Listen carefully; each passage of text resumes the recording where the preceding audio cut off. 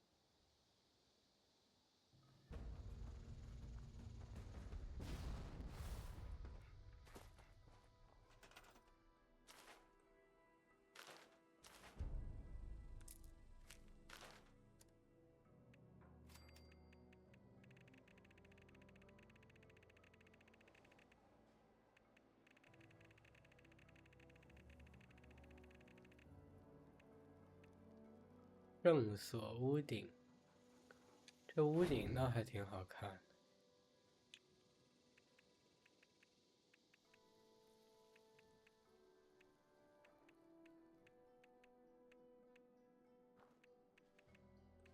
藤蔓里面带这种金属补丁。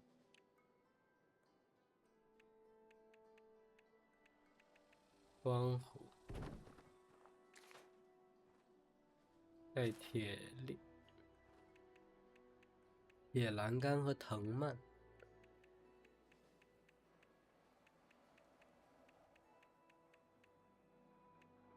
光弧都很大。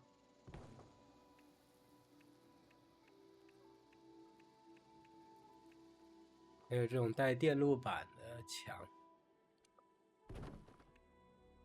哦，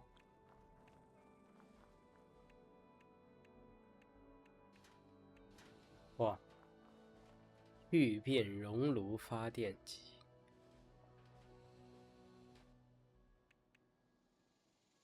窗帘。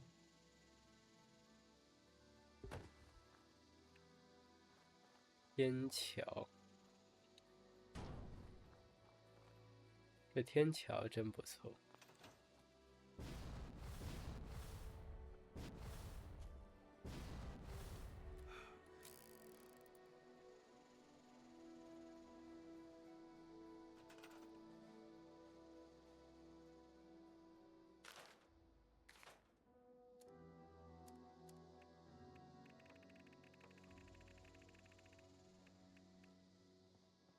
生锈筒层。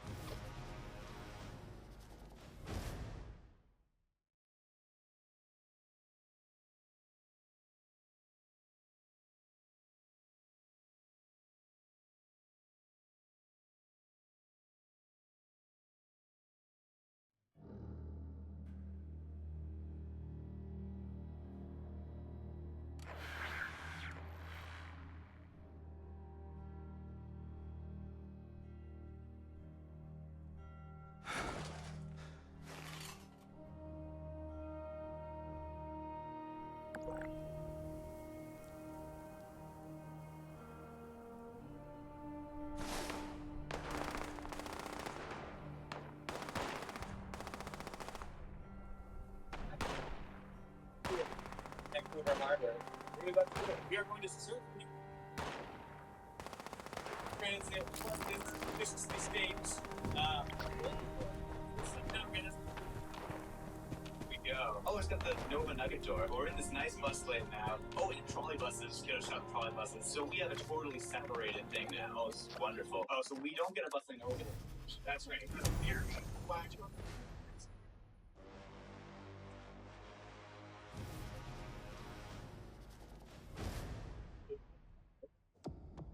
this whole woods right now.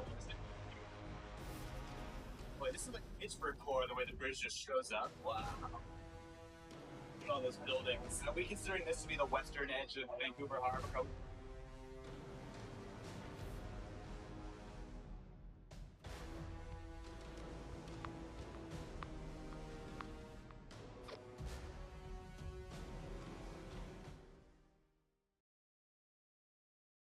A while ago, I made a video about front yard businesses. These are businesses attached to people's homes, like this grocery store, this barber shop, or this cafe. In the past, people used to build these businesses all the time, but then we made them illegal, which has arguably led to large swaths of monotonous, guard-abandoned neighborhoods with single detached houses, empty grass lawns, and not much else. So, what if we were to make front yard businesses legal again? What would that look like? Well, we'll have some ideas.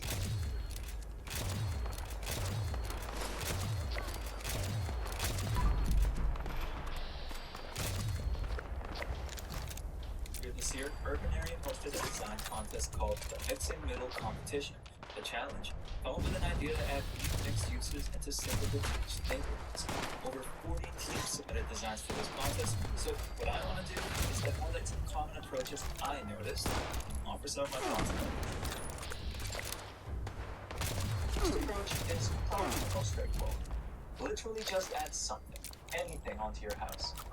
For example, in an entry called Empty, the designer proposes tiny towers you can build in your front or backyard, creating spaces for small businesses without taking up too much room on your property. But to some extent, you don't even need to build anything new at all. In another entry called Simple Small Business, the designer starts with just converting the garage into a business, using the driveway as a patio. There, you can add more and more expansions over time to support the business or to add more housing. I want to show you a real-world example of how this would work. The Yonder Cider Bar in Seattle.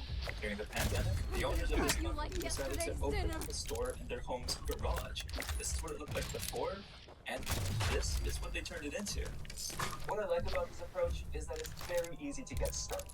It doesn't require a huge investment or commitment up front. And because of that, it's also very flexible. You can build things out a bit at a time and make adjustments as you go.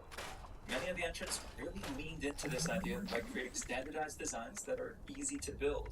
For example, Do It Together proposes an open source set of designs that can be cut out of plywood and then put together like IKEA furniture. And the results? Surprisingly beautiful. Then, of course, another approach is to just start from a blank slate, tear the original house down, and reimagine the whole space at once. Take the co-living quadplex. It turns a corner house into 4 units wrapped around a shared office space, and it even has this public seating area on the 2nd floor. A key advantage of starting from a blank slate is that it can help you get the most out of a space. You can really see that in a concept like mixed model. This design takes 2 properties and combines them to create a development with 3 commercial spaces and 7 units of housing. Now, some of my favorite examples of this kind of development can be found in Japan. Cities here don't restrict businesses in residential areas, so you end up with a lot of buildings that seamlessly weave together people's homes with their businesses. For example, this building in Tokyo mixes donuts and coffee and housing and cafes, which I think we can all agree are both great combinations. I came across an example that I found intriguing, to say the least. It involved a corporation building these mixed uses. In Backdoor Plug and Play, a company leases space from homeowners to install fabricated pods for front yards or backyards. These pods can be stacked up to 3 stories high and be rented out for a variety of activities, like a bubble tea stand, or a co-working pod, or a Balenciaga pop-up store. Once these pods have been installed, people can book them through the company's app, which shows where these spaces are and their availability. Does it feel a bit Silicon Valley tech bro-y? Sure. But I do think there's some potential for this idea. There's a business in Vancouver called City Beat Farm that works with homeowners to use their front lawns for agriculture. People who offer up their front lawns receive a free box of produce every week, while the rest of the harvest is sold off. They currently have a network of 13 front yards for this. If homeowners are willing to let businesses farm on their land, I think there's potential for other companies to negotiate similar arrangements. Instead of bean pods, they could have co-working pods. Now, this last approach goes beyond just mixing businesses with houses. An idea that came through in many of the submissions was to have people come together to create these projects. A really good example of this is Lots in Common. Their submission brings friends and neighbors to pool their finances to build communal living arrangements like co-op housing or co-housing, all while creating shared spaces that benefit the larger community. They offer a toolkit of designs that groups can use to build their development, but they also suggest a number of public amenities, like a covered patio, an EV charging station, or a community garden. What I like about this approach is that it really captures the broader spirit of why I think we want more mixed uses in the first place. As much as I talk about front yard businesses, it's really not just about businesses. For me, there's something more profound here about how shared spaces can connect people and really bring a community together in the process. The strength of a more collective building approach is that they can be much more intentional about it. Well, that was fun. But let's be real here. None of this is technically allowed right now. I can't stress this enough. These buildings are pretty much impossible to build unless cities relax regulations in single detached neighborhoods. The setback rules, the height restrictions, the FAR limits, the home business regulations, the zoning and the reality is that those regulations persist because other expectations for those things. Well, an anonymous person filed this, asking the city to shut them down, concerned over reportedly blocked sidewalks and the proximity to churches and schools. We have one person who's been called the city a bunch of times, called the conference a couple times. So after this weekend, will come down for good. The flip side of car dependent monotonous neighborhoods is the fact that they're also private neighborhoods where disruptions are inherent. The ideas coming out of the mixed middle competition will often be in conflict with those ideals. And that's why I just don't think it'll ever happen.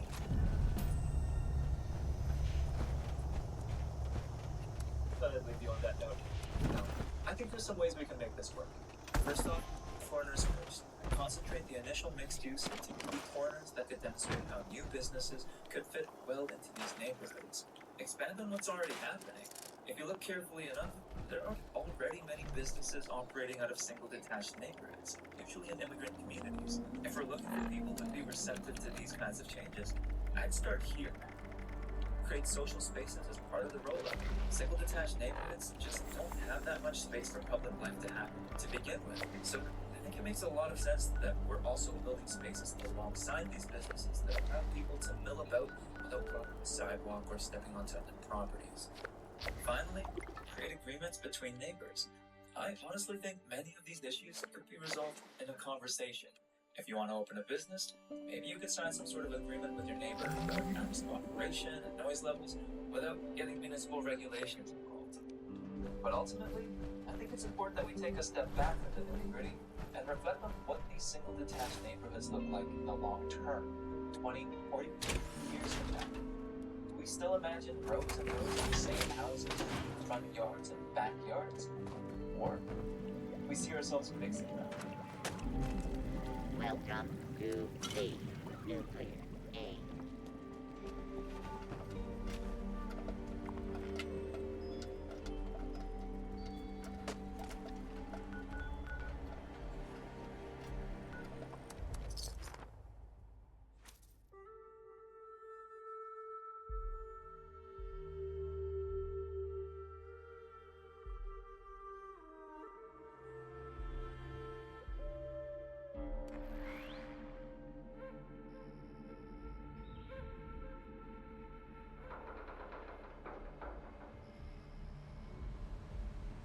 Ever seen this logo? You probably haven't. It's not exactly unknown by any means. Most people have seen a picture with this logo on it, either in real life or in media. You can see this logo appear in James Bond, in some anime. In the social network, Mark Zuckerberg had a laptop with this logo. And even more recently, I've seen it plastered over all sorts of furniture and Y2K networks. I think most people know that whoever these guys are, they make computers. The brand that I'm talking about is Sony's experimental they're known for its great and futuristic designs, weird experimental computers, and a mouse that you can also use to talk on the phone. Oh, Hello? This isn't that. This is just my normal mouse. I've wondered for a very long time what this brand's deal is. Why do I like it so much? Why do I see it everywhere? I was very much hoping to find a convenient 30-minute YouTube video telling me all about them, what kinds of things they made, and all kinds of fun, convenient facts. But when I looked, nothing. Nothing. There are plenty of people here happy to talk about a single Vio product in specific, but nobody can tell me how this brand came to be, or why all of their stuff looks so swanky for the time. So I guess I'm gonna have to do it, because I want to know what this brand is, why it's so beloved by computer enthusiasts, and most of all, I want to know more about all of the crazy, weird stuff they make. And if you're here watching this with me right now, chances are you want to know that too. So let's find out, shall we? Starting, of course, with probably how they came to be. That seems like a good place to start. Vio was founded by Sony in 1996 as Sony's brand new venture into computer manufacturing. Sony did make computers before this in the 80s, like this one, this super tall one for some reason, but none of these really stuck out or sold that well. So when computers were starting to become hot shit in the 90s, they decided to give it an entirely new shot, with a brand new subsidiary and a brand new name. To kickstart this brand new venture into the computer world, they appointed Teyu as the lead brand designer. That's important because this guy is the guy who designed the PlayStation controller, the square, triangle, circle, X buttons that are on every single PlayStation controller, the UMD, the PlayStation 3 logo, and this logo for Vio. The word itself was picked because in Japanese and English, it sounds kind of like the word bio, showing the brand's relation to the earth and trees and biology. The letters in Vio are also an acronym for Video Audio Input Output, and that's just the word Vio itself. Then we have the logo. This is such a cool fucking piece of text before any deeper meaning. I think as far as computer manufacturer logos go, this is definitely my favorite. You want to know my least favorite? Gateway Computers. What the hell is this? Why is it a cow? Do you make computers or do you make fucking milk and cheese? Anyways, the Vio logo also goes much deeper than meets the eye. The connected V and A are meant to be a sine wave to represent analog audio, and the I and the O are meant to be a 1 and a 0, symbolizing the merging of analog things like music and video with the digital binary world of a computer. I think that is just so neat. I love this logo so much. It's a masterpiece. But a logo is only as cool as the thing it is laser etched into. Now it's time to talk about the things that Vio actually made. Starting with this guy. This was Vio's first ever product. Not the prettiest thing in the world, especially compared to what Vio would go on to produce later, but hey, you gotta start somewhere. This thing, although underwhelming comparatively, was still pretty unique compared to all the other guys in 1996. True to the Vio philosophy, it came with a pre-installed sound card, a CD-ROM drive, which was not common in computers at the time, and its best feature. It, like all the other guys at the time, came in beige, boring, but on top of beige, also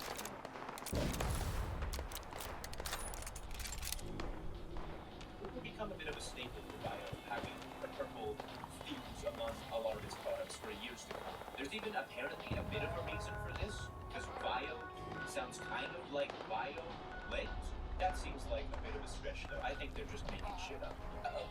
Surprise there. What? I'm the worst vampire ever. On top of also looking pretty cool for the time, this guy is also notable because it ran this program called Vio Space. Not just it. Lots of Vio computers ran this.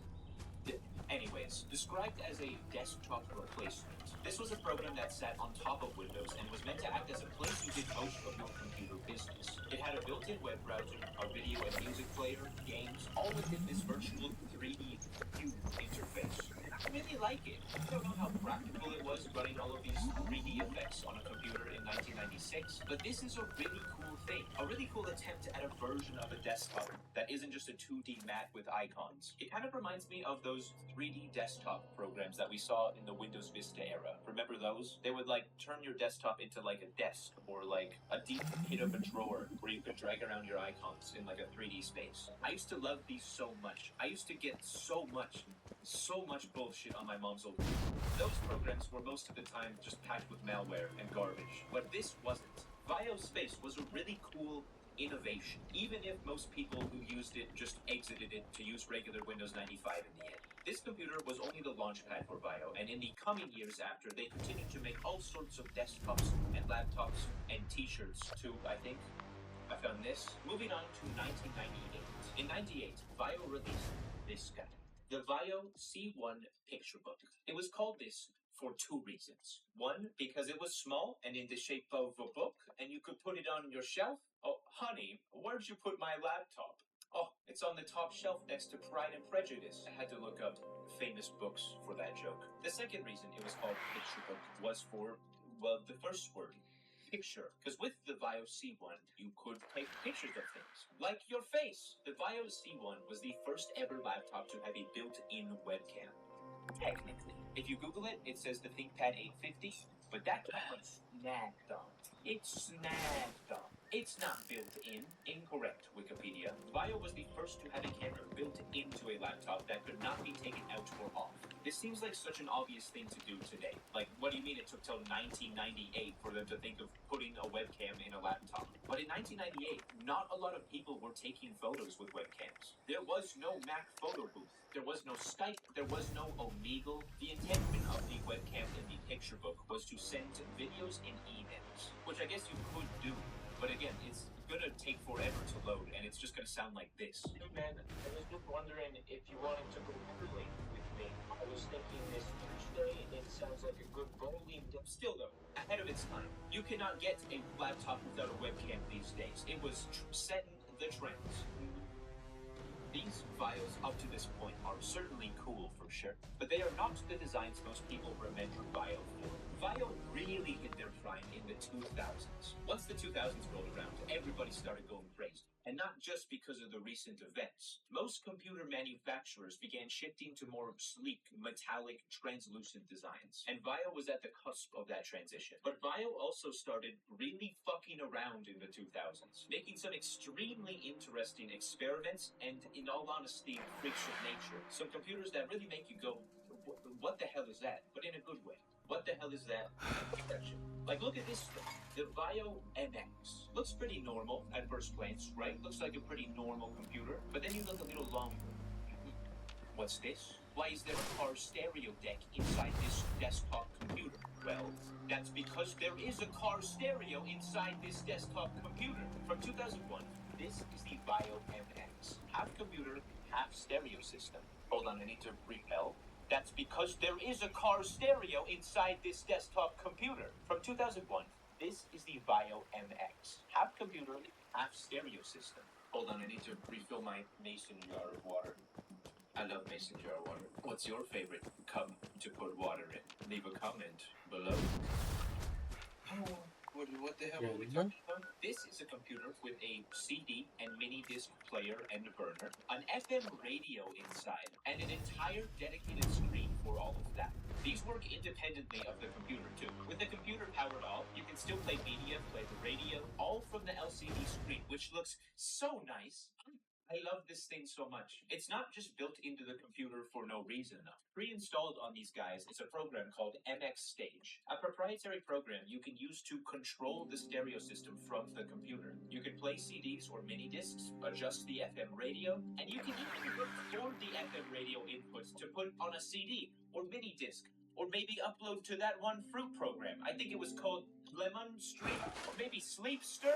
There are a few weird programs that came on a lot of different VAIO computers. There was VAIO Wallpaper Maker, where you could make your own wallpapers. There was this one game called Safari, which was like a virtual world type thing from 1997 with these fun little cats. There was this one program that would cycle your wallpapers on a day-night cycle. That's actually where these iconic, famous VAIO wallpapers come from. I'm sure you've seen these around. Hi, Count. Hold on, my cat meowing. What's a big famous cat? Look. Famous cat. Oh, no, sorry. The VAIO MX came in two different versions, one from 2000 and one from 2001. 2000's orange screen is pretty nice, but that 2001 version with that reflective front and the turquoise screen, oh, I love this one so much. If I had one, I would put it at the front door of my house and make everybody look at it when they came in. They were putting those designers to work at the beginning of this millennium. This is another VAIO from that same year in 2001. To say this is just another VAIO computer, though, wouldn't do it justice. Because this guy is one of the most iconic, and this is the Vio QR. There's not anything particularly worthy about this guy. There's no weird hidden features. There's no stereo system. It's just a pretty regular laptop with regular laptop things. But in absolute, look how awesome like the minutes. In 2001, there was Apple's iBook 2, and most Windows computers were still pretty proud. It also came with these little Beats pill-shaped speaker things that attach to the sides. Like, love that. Little ears. It has little ears. That's so fun. Don't crazy for computer ears. But that's so fun. It has little ears. Why not? Why not put detachable speakers on the side? I don't know how practical that is, but it certainly is fun. This just screams Y2K. It's beautiful. I mean, look at the keyboard even. The keys are round. Look at this font. Oh, look at those letters. That's a healthy fucking dose of Y2K-ism. Whatever that means. This is actually the second version of the QR2. There was also an edition in 2000 that was pretty similar, but in black and with a fucking handle. Carry it like baby. This version could also come with an external floppy disk drive that looked so cool and had little feet. That's so cute. It's got little feet that it stands on. Like, yeah, these are just such cool looking machines. I wish they kept using this reflective round edges design for a bit longer. I would have loved to see a desktop or a monitor that looks like these. Here is my fan art for what that would have looked like. I love these, but they weren't everybody's cup of tea back then. They're so pretty, but they're still pretty big, bulky laptops that not everybody's looking for. Some people are just looking for something even bigger. Feast your eyes upon the Vio W, a desktop computer from 2002, cosplaying as a laptop. This guy is an all-in-one computer with a hinged keyboard at the bottom, a gigantic screen, speakers on each side, RCA connectors. I can plug my Wii into this thing. Literally can. The solution that holds that infinite space for a computer and a TV. That might not surprise you based on the look of it. It does look like a TV somebody bolted a keyboard onto. It has many ways to do TV functions. It has a DVD player, ports for RCA, and also an entire built-in TV receiver. You could plug in your existing TV equipment or read or watch DVD. Inside a program in Windows XP, so you can basically be watching SpongeBob or Friends on this bad boy, whilst playing Roller Coaster Tycoon or Neopets or whatever you ancient people did in the 90s. This big guy ran from 2002 to 2004, came in a couple different variations, my favorite of which is this one. Because on this one, when the keyboard folds up, it'll keep the top of the screen on to show you relevant information like the time, the song you're currently playing, or why Putin GIF. Probably. You could probably get it to do that. Another computer released around the same time as Big Michael over here was this, the Vio U1. U1? A square little laptop with square buttons and no trackpad.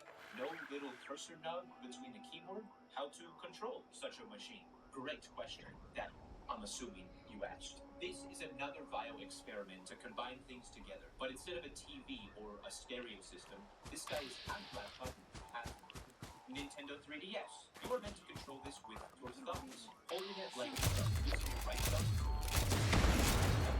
to hit these two buttons for left and right. That seems like a pretty awful way to interact with the internet, Windows, clicking on things in any regard, and pretty much any activity except adult entertainment. Metroid Prime for GameCube. Now that would be peak mobile engineering. Maybe. That game didn't come out the exact same year as this. Someone who has one of these should try that though. If you have one of these, try to run Metroid Prime for GameCube on it, please. Leave a comment or if it blew up. I'm sorry if it blew up. You want to know another device you probably couldn't play Metroid Prime on? This one. When I was talking about a computer that is a freak of nature before there, this is the one I mainly meant. Look at this thing. Do you think God created that? This is the Vio GT, another one of Vio's sick crossbreeding experiments, and probably one of my favorites. This Vio machine is a laptop combined with a snack tube that can be used to store your snacks in. It's not. But did you believe me for even just a second? This guy is actually a laptop combined with a camcorder. The oblong cylinder stuck to the side of it is a camera lens, which, along with the screen, can be rotated 360 degrees and pointed any which way, so it can be pointed up at you or something in front of you. You can collapse it to hide the keyboard too, so all you have to look at is just your beautiful subject. Hey, what's up? Obviously, if you did collapse the keyboard, there were also buttons for camera controls, and if you really want to see, it has a screw hole for all kinds of camera accessories, like tripods, or mini tripods, or gorilla tripods, or yeah, I guess just pretty much tripods. Or maybe you could screw on a tube for a snack. There you go. I wasn't lying. I don't know why I want snacks on my computer so much. It would just be kind of cool. This thing is really weird though. Its purpose wasn't even for photography or home movies or funny emails or a picture of a guy moving. It was created by Sony for a different reason. This thing came out in the year 2000 along with a brand new Sony project called Percast TV. This was like a live streaming Twitch type site, but from the year 2000, where you could directly put up a video stream of your face or a wedding or a weird bug, so long as you have the camera plugged directly into your computer. This was a very interesting first attempt at streaming by Sony. There were no overlays, there was no OBS. I don't even think there was a desktop video capture. I'm pretty sure you could only stream the raw video feed from your camera. It's really weird. It's a really interesting rabbit hole. As far as I know, this was the first ever attempt at live streaming video on a website over the internet. They created the VioPT to be a one-stop shop for this website, as a camera and a little XP computer all in one. Forgot I was in that part. If you want to know about this Percast TV, I would recommend giving this video by Capo Review a watch. He talks about everything you could ever want to know about the GT, Percast TV, and he takes the GT out on a little nature walk photography shoot. And he uses the most beautiful, tranquil music I have ever heard in a tech review video. Look at this.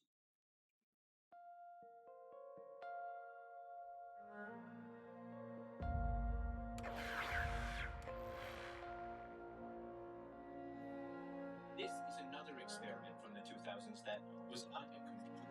This is the Vio Mouse Talk. It's a mouse that's also a phone. Huh? This is a mouse that plugs into your computer, and when you get a call on your computer, you can unplug it and answer. Hello. Yes, I am talking to you on my computer mouse.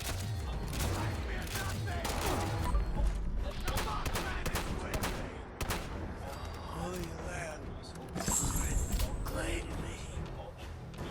Skype integration with it, and definitely what's like other ways to talk to the internet thing out. But there was a little period there where people were trying to make weird phones that plugged into a computer, and this is one of those. That's so fun. Anyways, moving on to a real computer now. Now, I know what you're thinking.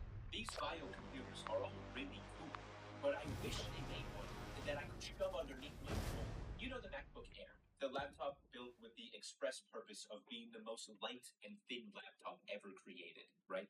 Well, 4 years before the MacBook Air, in 2004, Vio made their own MacBook Air with a way shittier name. This is the Vio X505, the thinnest laptop you could get at this point by far. It is actually fucking crazy how thin this guy is. At its thickest point, it is only 2.1 centimeters. That's 0.82 hamburger measurement for you Americans. That's about the same thickness as a macaroni noodle, a thumbtack, this grasshopper I found in my yard. To put it in perspective, the latest laptop available at that point was the iBook G4, which came out the same year and was 3.4 centimeters. It was also extremely light due to being made partially of carbon fiber, giving it such a sleek look. I love it so much. On top of being so thin, it just looks so cool. You might think with all that thinness you'd sacrifice some performance too, but it's quite the contrary. This was apparently a very powerful computer for its time. The only drawbacks were its 2-hour battery life and the loud snapping sound you'd hear if you left it on the couch and sat on it. I don't actually know how durable it was, but it would be very especially sad if it were to break, because to get one in the first place back in the day would have run you $3,000 USD. Adjusted for inflation, that's $5,000. That might seem like a lot, but tell me, can your laptop do this?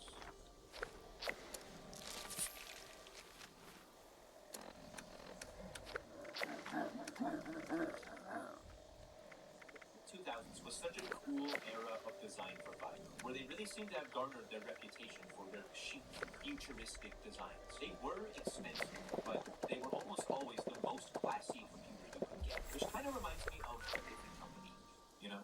One with maybe a little more fruit in its logo, perhaps? Aw, hell yeah, brother. I was just thinking, they remind me so much of Del Monte. You can draw a lot of parallels of Apple to Bio. They both cost a lot of money. They both make very sleek, very innovative designs of technology. It seems like back in the day, Bio was very much the Windows equivalent of Apple computers. And I'm bringing these similarities up for a reason, because I'm not the only one to ever notice them. Steve Jobs also had an affinity for Bio computers. macOS, the operating system, is pretty iconic for only running on Apple computers. But there was a time Steve Jobs almost made one exception. In 2001, Apple decided to switch Mac processors to Intel, a decision that was very, very big at the time. In the process of doing that, they were using various Intel-based Windows computers to test and develop an Intel version of macOS. One of these computers they were using to test on was apparently a VAIO laptop. According to this recollection from a former Apple employee on Quora, not the most reputable of sources, apparently Steve Jobs liked the look and design of the VAIO laptop so much, he took the internal one they had running macOS all the way to Hawaii, where some Sony executives were vacationing at the time, and showed them the first ever publicly seen Windows laptop running macOS, and made them an offer to let them ship VAIO laptops running macOS. Huh? What? Like, oh my god, that just speaks volumes to the influence and the coolness of VAIO's designs in this era. That Apple found them on par enough with the... Apparently, Steve Jobs liked the look and design of the VAIO laptop so much, he took the internal one they had running macOS all the way to Hawaii, where some Sony executives were vacationing at the time, and showed them the first ever publicly seen Windows laptop running macOS, and made them an offer to let them ship VAIO laptops running macOS. Huh? What? Like, oh my god, that just speaks volumes to the influence and the coolness of VAIO's designs in this era. That Apple found them on par enough with the elegance of their own Macs to trust them with the reputation of their own Mac OS. The Sony executives ended up turning him down, and VAIO laptops have only ever run Windows ever since. But still, like, what a crazy fever dream this could have been. We were one decision away from this. What a strange world that would have been. Anyways, on to the mid-2000s. 9/11 had come and gone. The Backyardigans had just made its premiere, and all kinds of computer companies were working on how to get computers to fit into some jean pockets. VAIO, however, was the only one to successfully... Those raiders come snooping around, they're gonna regret it. Every computer manufacturer was trying to make smaller and smaller versions of computers, with things like BlackBerrys, Palm OS computers, Windows mobile phones. There were all kinds of attempts and experiments in this era with how to take a computer completely mobile in your hand. And VAIO was right in there with everybody in this era, creating all kinds of weird and unique experiments of computers. Like this one, right here. Or wait, no. Or is that just a piece of aluminum? Or no, that is an entire computer. This is the VAIO U50 from 2005. VAIO's first attempt at a small nickel computer that you could take on the go. And it kind of looks like shit. It's a fine little micro computer. It was VAIO's first attempt at making something without a keyboard. But did it have to look like that? I really don't like this thing. Pretty much the only reason I'm bringing this thing up at all is because I hate the design of it so much. This is the same company that made this and this. And the one with... But did it have to? And it kind of looks like shit. It's a fine little microcomputer. It was VAIO's first attempt at making something without a keyboard. But did it have to look like that? I really don't like this thing. Pretty much the only reason I'm bringing this thing up at all is because I hate the design of it so much. This is the same company that made this and this. And the one with the two. Maybe electronics that looked like iron ingots were just in style in 2005. I was only 4. But I just think they couldn't make a mini computer that has a little more software. And thank God they got software. Because 2 years later, in 2007, they made the VAIO. Very clearly an instant relative of the VAIO U50, building on the foundation it set, and actually consulting the design team this time. This thing is so nice. This is my favorite VAIO device of the VAIO. If you've seen my other video about cell phones of the 2000s, you might have heard me talk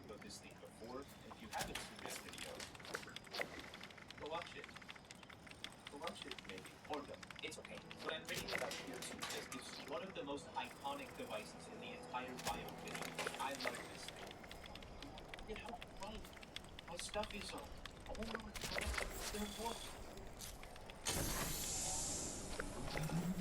UX was, again, meant to be a full desktop Windows experience that you can take on the go. It's like its little touchscreen. But this one like it's so cool to me. Sliding cell phones are already one of the coolest things in tech. Having an electronic is just so cool. You could also dock it in a little dock with full peripherals and a monitor attached, so it could be kind of like a little Windows XP Nintendo Switch. This was a really neat device. The UX was the last in the line. After 2007 and the release of the iPhone, most experiments of mini pocketable computers like these went by the wayside in favor of smaller, less capable touchscreen devices instead. But they did make one last weird experimental computer in 2009 with the VAIO Type P. What now? The Type P was a little tiny computer kind of similar to the original VAIO C1 we talked about earlier. It's a little rectangle computer with no trackpad, just a cursor node, a widescreen display that was apparently pretty high resolution, all in a form factor that fits nicely into your ass pocket. This is a real image from the marketing. They wanted you to put this in your ass pocket. This thing was a part of the whole netbook movement. Remember that? There is a chance you were perhaps born the same year that the term netbook was coined. So if that's the case, I'll give you a quick little recap. Netbooks were basically smaller, less expensive, and less powerful laptops. They were meant for more basic things like Googling or Facebooking or spider solitairing, along with being more portable than a bigger laptop. The VAIO Type P was meant to be a netbook that you took with you. You saw it, it fits right in your ass pocket. It had GPS, full 3G SIM card support. It had a custom XMB menu, like on the PS3, to more quickly swap between songs or media on the go. It was meant to be used for all of the things that you would use your smartphone for today, except everyone was already using their smartphones for all of those things back then. The iPhone, by this point, had already been out for 2 years, and smartphones at large were only getting more and more capable. Again, like I talked about, the UX of the launch punch. I love this. It's such a cool looking harder on the show.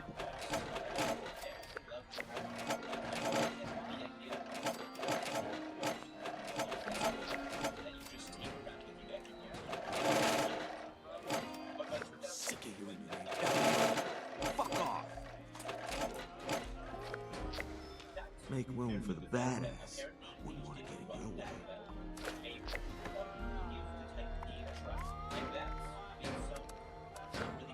Any more experimental BIOS to try.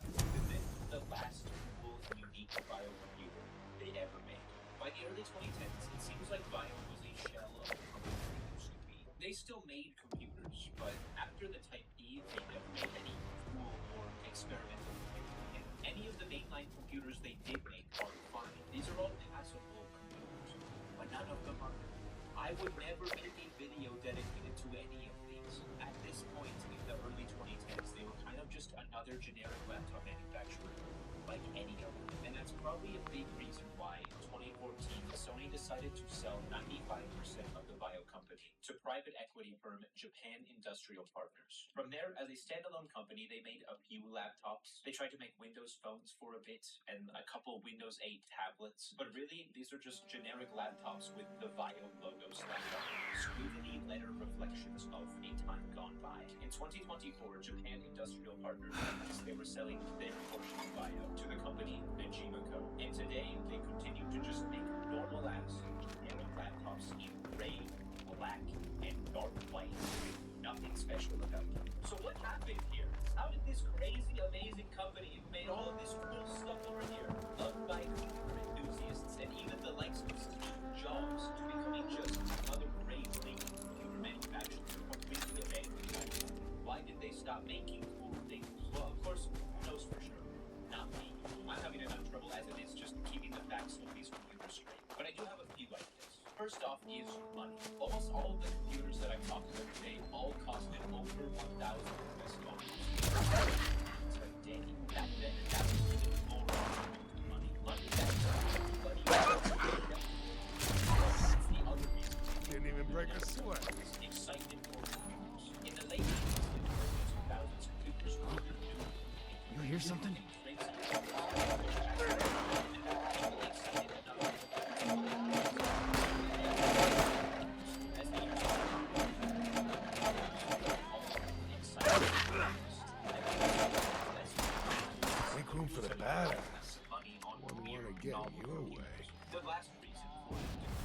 just placement for resources. Bio was the name all of these computers went under, but at the end of the day, it was Sony pulling all the strings and making all the decisions here. They could have transitioned Bio into a smartphone company when that boom started, but they had other companies already to make smartphones on. Ultimately, Bio was Sony's computer company, and computers, especially cool, expensive computers by the 2010s, just weren't in fashion anymore. That's the reason I think for why Bio eventually stopped making all of this crazy stuff. But I don't know for sure. I'm not some company analyst. I'm just some guy who really likes the look of these now 30-year-old computers. Today, at least to me, they're kind of just this mysterious idea that you see echoes of in media and futuristic echoes of a different time when the idea of what a computer was still important, when the future could have gone in any direction, and when you could have a use that was also a phone. Thank you so much for watching my 30-minute video about me yapping about computers from almost 2 decades ago. I really appreciate it. What do you think about all of these weird, strange devices? Were you around back then? Did you own and use one of these guys back then? Or are you like me? I fear nothing!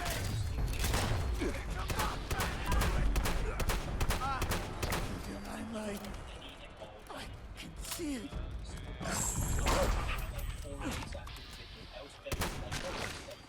But still quite a bit have such a lovely That's how it's done. Don't get it confused. I don't let you walk about because of fear. Respect.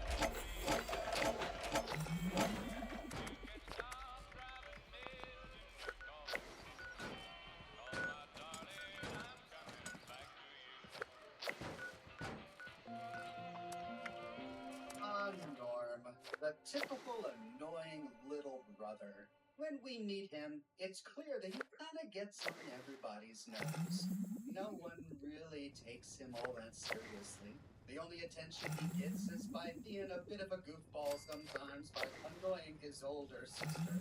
Must be nerve-wracking. My husband can be anybody. As for his looks, Who knows? but of course, just superficial concerns if it's on the inside that counts. That's correct. In that respect, you be careful with psychopaths for tumors. He's also a bit socially Miss unfit. Rucker spent His all day ceremony, planning, he just working, doesn't wanna worrying. dance. If He'd only prefer to be a she'd bit of a spend part of her wallflower. day cleaning And up yet, after it's herself. clear that his family loves him. Despite his eccentricities, he's accepted for who he is. We don't get the impression that anyone in the vault is cool. Welcome to the White Spring. All of our guest rooms and cottages are Hello. currently being May I offer you some And I think We are that's not because accepting any he's a bit reservations smarter at this than time. the average vault We player, regret the which is why inconvenience. he's the only Security one patrol who's status almost nominal. party The current that's threat level is red. bit Off. Welcome to the White residents Spring. from Vault 32 Deputy are Acting sitting at Assistant table around the feast. You let me know if there's Given a speech anything and my everyone staff is are like. enthralled by the overseer's words. But Norm, what is this something? Please refrain from Vault theft, 32 looting, puppies are assault, a little bit murder, or and they trampling look a of little bit flowers. nervous, as if they're anticipating something. Norm is the only one who picks up on this, and that's why, for no other reason, he decides to explore Vault 32. There's no other sign of danger. There were no threats. Solely based on these clues that he picked up during the dinner party, he detected that something was off. He and he alone enters Vault 32 to discover the place in darkness and to discover the corpses. But he makes this discovery too late. By the time he gets back to Vault 33, the raiders, pretending to be residents from Vault 32, had already attacked. He couldn't warn his vault. He couldn't warn his family. And he doesn't know what to do. His friends and family are dying all around him, and so he chooses to hide. While everyone else around him runs in terror, he manages to compose himself and engage in stealth. He hides behind some planters. He hides under the table. Ultimately, his stealth fails, and he's saved because of someone else's courage. His big sister's courage. Lucy saves her brother. She knows who he is. She loves him for who he is. Norm is not a fighter. His courage does not just in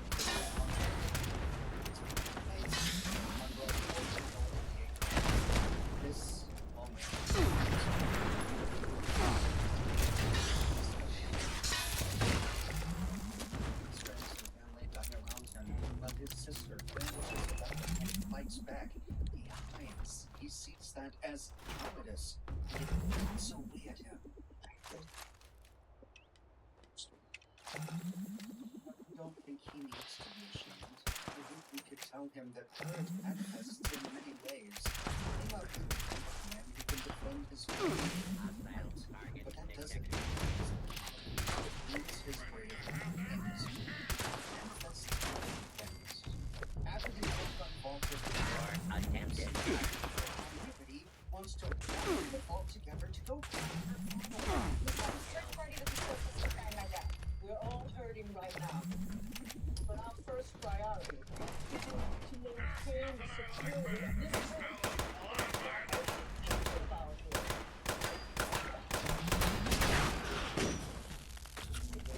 In charge. But more is the truth. The Vault Council has no interest in finding Hank McLean. If they did, they would no longer be in power. And he's not afraid to say so. Lucy, to her credit, realizes her brother is right. She knows where his strengths lie. He's smart, he's perceptive, and she's wise enough to listen to him. She's also wise enough to Approach and identify yourself. Law-abiding citizens will not be harmed. Now it's true that he's not very good at lying. He's kind of awkward socially. It's everyone else's. When it comes down to it, he helps her up that elevator without believing. Chet's their cousin has reservations. Maybe he's in love with Lucy and doesn't want to see her go. But Norm understands Lucy has to be. Recognize his strengths and his weaknesses. The two chicken. He knows he's not the kind to leave the vault, to venture out into the woods, and his sister Don't knows let the this alluring too, voice fool which is why you. one of her last I'm a wishes visual for being in Vault 33 is that Chet watch over her brother.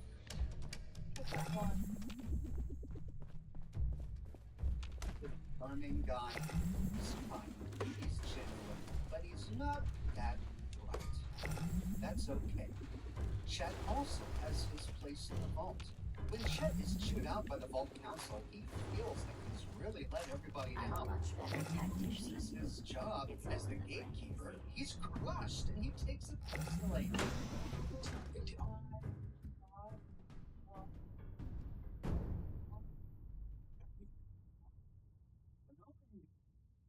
I'm just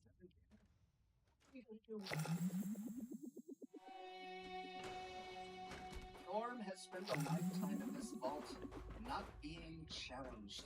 There is no job in this vault that interests him, nothing that piques his curiosity. He really can't be being devoted because there's really nothing here that interests him, which means that he has nothing to fear. Are you aware that at every class your performance review has been max enthusiasm? No, but that's not it. This fearlessness is not the characteristic of a coward. It takes courage, or maybe apathy, to stare at these people in the eyes and tell them there's nothing they can do to hurt him. If you're currently working with computers,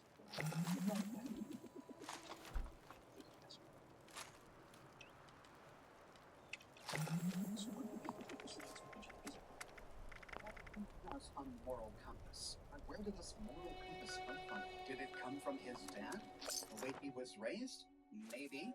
But knowing the full story about his father makes me wonder if it really did come from his upbringing. He shares this moral compass with his sister, and he's not afraid to point out the hypocrisy that he sees going on in Vault 33. I'm just glad to hear that we punish people down here for breaking rules. Is that just for Vault Dwellers or for people who come down here and murder Vault Dwellers? I think he knows that he's really smart, and he takes a bit of pleasure in using that intelligence to kind of goad those around him. It's clear to him from the onset that there's trouble brewing within the Vault Council. Now that Hank McLean, the overseer, is gone, the anchor that kept this vault stable is gone as well. The three remaining council members are now vying for the position of overseer. He knows this, and he is not afraid to sow the seeds of discord. The hard truth is we can't just let them down. So what do you suppose we do?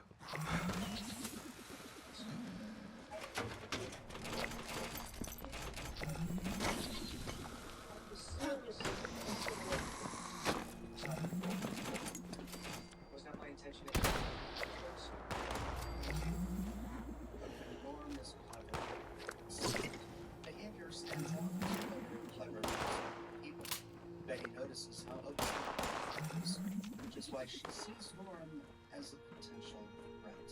She owns him. My boys.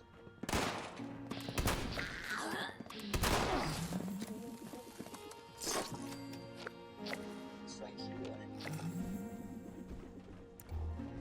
First thing that can lead. Just treat them. What she owned him for his own benefit is she's giving him guidance. And then because she sees him as a threat to her. Those are the questions that instantly go through Norm's mind, which is why when eating the raiders, he recognizes he still keeps his ears open. Change. Opportunity to is 32.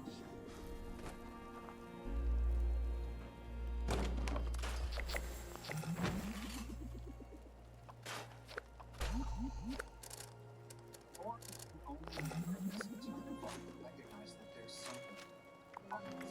When you briefly went into Vault 32, it looked like it had been deserted for years. Whatever happened here happened a long time ago. There wasn't fresh blood or fresh corpses in Vault 32. The records of Vault 32 were restricted. Together, these facts didn't fit with the story he was supposed to believe. The inconsistencies stood out to him, which is why he began his investigation. Chet isn't very smart. He's not all that brave, but he's loyal. He loves his family, and the last thing Lucy told him was to look after Norm. Which is why when Norm approaches him to go into Vault 32, Chet agrees. Feel like getting out of the house. Yes. And to be fair, things weren't exactly great back at home for Chet. Stephanie kind of forced herself upon the poor guy. And so now he's stuck with her giving birth in his room. He's ready to get out of there. But he wasn't prepared for what Norm was getting into. This is all wrong. What?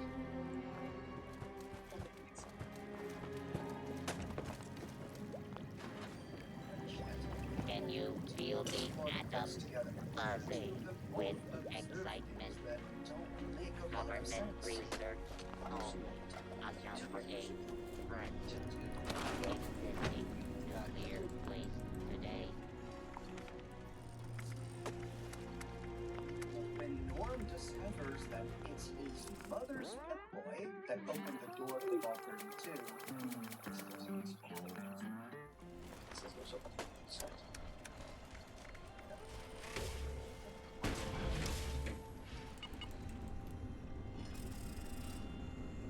that includes in Aurora, but Norm doesn't.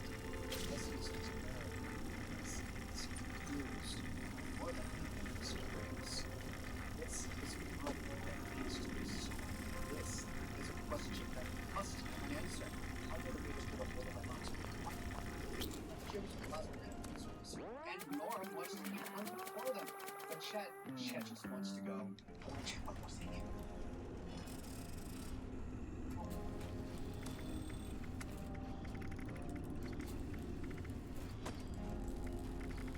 On their way out of Vault 32, they're stopped by Becky, and the two of them do their best to try and cover their tracks. Too good.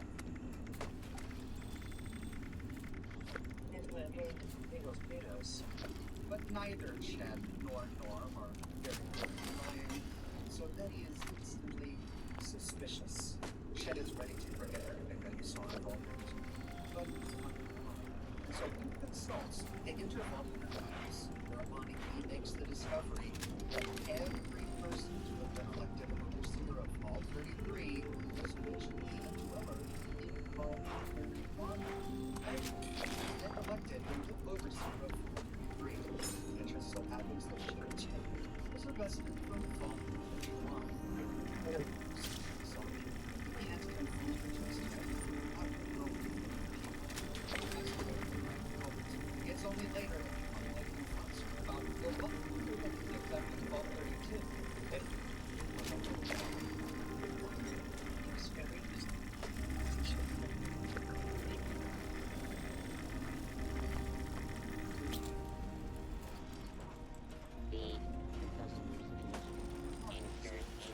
你在拿到这套动力甲。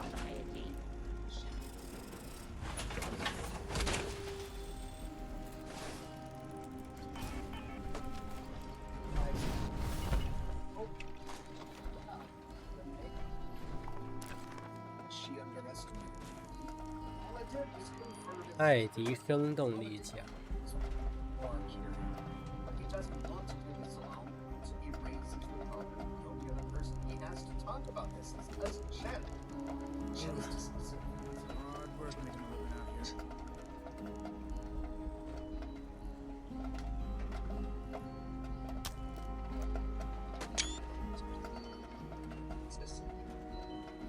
It is important to be able to identify nuclear materials. I'm all out of water. So we just left off filming dead bodies.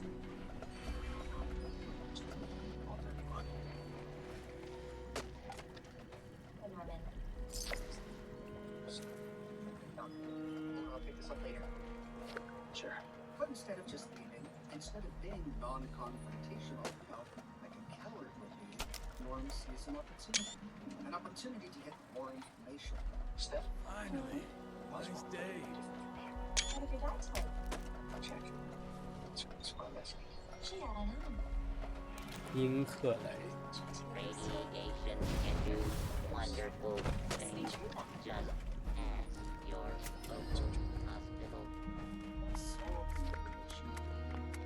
It's from Vault 31. She lied to them.